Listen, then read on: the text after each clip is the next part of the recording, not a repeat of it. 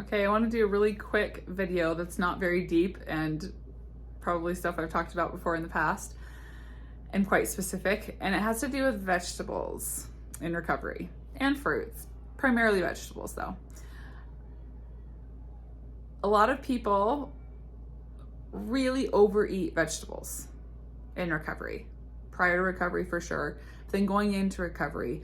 Also, I find are prioritizing, and I did this myself as well, so I'm not shaming you or anything, just bringing it to your attention if this is you, maybe listen up.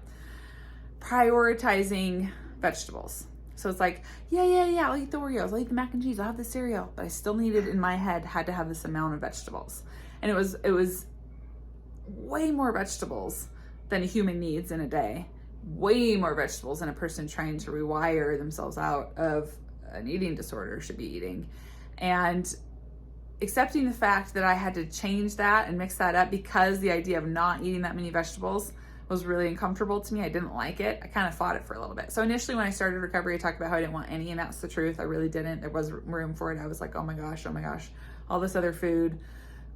I just like vegetables because I'd eaten so much of them prior to going into recovery. It was just like almost nauseating, and I just didn't have room for it with all the other food I was eating. But then once kind of that extreme hunger died down, and I started feeling a little bit more like, let me think about, let's see, what sounds good, okay, and maybe one day all of a sudden broccoli sounded good, and then it was almost like this, in my head, the switch went off and it was like broccoli. Yeah, you fill your whole plate up with broccoli and you have a tiny bit of other stuff with dinner, or, ooh, salad. Yeah, salad. And I caught it pretty quick because I realized what was happening. All these old behaviors were coming in. And so if that's happening to you and you're in a state now where you're like, okay, maybe you didn't even go through the extreme, you haven't let yourself fully experience the extreme hunger state, which most people going through extreme hunger aren't eating hardly any vegetables, probably very little fruit. If you're kind of past that point, now you're entering into more of like, oh, it really sounds good. Maybe a salad sounds good, or maybe this. That's fine, but you can't turn that into and let your brain switch back into that gear. You've got to still be very mindful of that. And so what that should look like is like, if you're eating vegetables, maybe make it a part of your pasta dish. Or if you're having an omelet, you can add a little bit of mushroom and onion in it or something like that. But don't make that like, okay, I'm gonna have some eggs and then I'm gonna have half a plate full of Brussels sprouts. No, that's still, in my eyes, still very disordered. And especially if the idea of not doing that, if what I'm telling you right now is causing you to squirm and have some anxiety about it, definitely you need to take a break from it. You need to remove yourself from it. And I hate to say like you can't eat any vegetables in recovery. I'm not saying that. I'm just saying treat it kind of like a condiment. Treat it kind of like you would a side of sauce or something. Treat it like if you're having a sandwich and lettuce and tomato sounds kind of like a nice fresh crunch in your sandwich, great, do that. Again, if you're making that pasta or you're making a stew or something, you want carrots and potatoes and onions in it, by all means do that. But if you're making a stew and it's primarily that and you're not adding anything else in it and everything keeps getting dominated with vegetables, you've got to look at and check yourself. Okay, what's going on here? Probably some orthorexia is kicking in here. And so it's important in recovery to prioritize. What's going to be the most important? What you're preferring, or what you think you're preferring, your preferences, or what's going to help you to rewire the fastest, right? And that's a tricky thing because not always what you're actually craving is going to actually be that thing that's going to help you rewire the fastest for various reasons. It could be because you kind of turn that mental hunger off, just anxiety and fear doesn't even let you go there to think about that pizza or pasta or whatever it is that you want.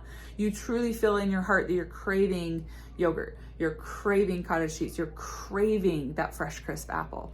And I don't want to argue with that and be like, no, you're not, you're a liar. Maybe you are. And again, could be masked by other things, actual other cravings that you're having or things your body's asking for that you're not recognizing.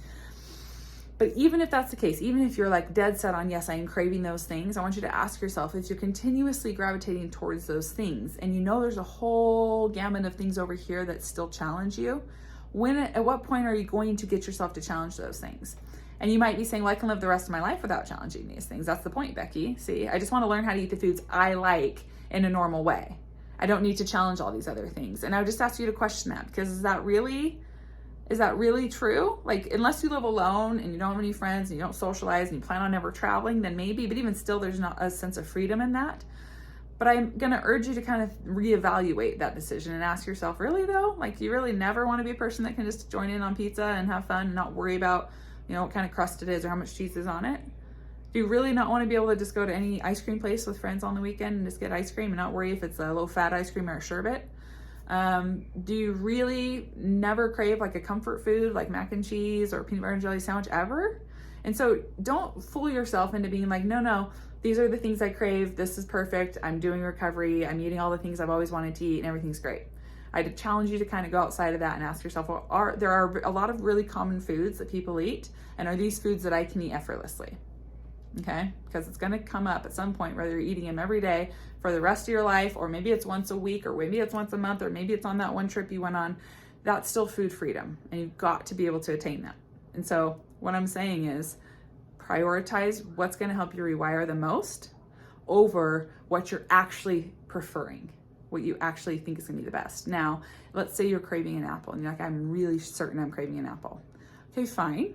What can you do to that apple to make it more challenging? Can you add it with a bunch of peanut butter, Nutella, apples and cheese? There's all different kinds of things you can do to maybe make that feel more challenging to your eating disorder. Same thing with vegetables. Okay, you're craving vegetables. How about you fry some zucchini?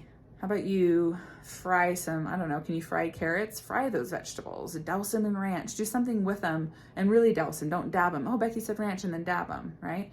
More ranch than vegetable. Like if that's what you're truly craving, I want you to instill a lot of fear into it and then see if you're still craving that thing, okay? So that's my challenge to you. Be very honest with what you are telling yourself that you're really wanting. And then again, if it's truly what you're wanting, fair enough, you still have to make it challenging in some way. And if that means completely removing those things for a while and then just really honing in on the things that are most challenging, that would be my first choice for you. That's going to be the most effective way to rewire as fast as possible. All right, have a good weekend.